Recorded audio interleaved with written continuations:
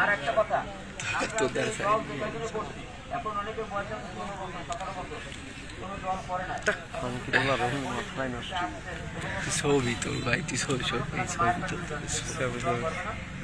জল কি আমার বাপের সম্পদ? হ্যাঁ, জল কি গণমানুষের দল না? সাধারণ মানুষ এই দলে আসবে না?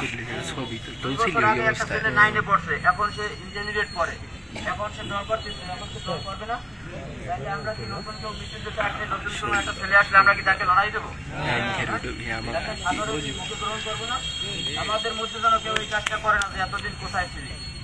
দেখো আমি একটা কথা বলি, এই দেশে যারা ওই যে আনসারের চাকরি করে, যারা এই যে হাই স্কুলের টিচার, যারা এই যে মাদ্রাসার শিক্ষক, হ্যাঁ, যারা বিভিন্ন পেশাজীবী লোকজন আছে, এরা যে কোনো ভাবে আওয়ামী লীগের কাছে জিম্মি ছিল।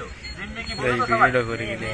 জিম্মি ছিল। এরা কোনো না কোনো কাজে, যে একটা লোক অভাবী ভ্যান চালায়, দৈনিক সে 30 কেজি চালের প্রয়োজন, তার নামের প্রয়োজন, এখন ইউনিয়নের সভাপতি আওয়ামী লীগের কাছে যাইতে হইবে, ইউনিয়নের চেয়ারম্যান সে আওয়ামী লীগের, তার কাছে যাইতে হইবে।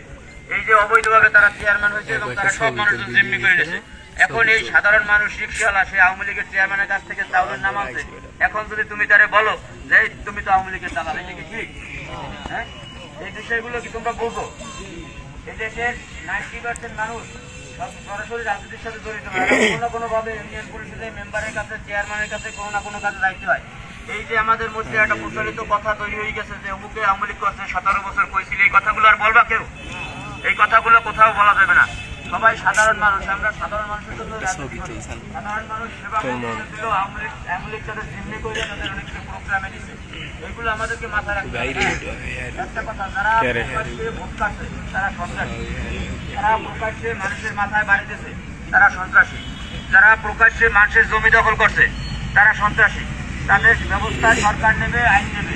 তুমি সর্বোচ্চ আইন শৃঙ্খলা বাহিনীর কাছে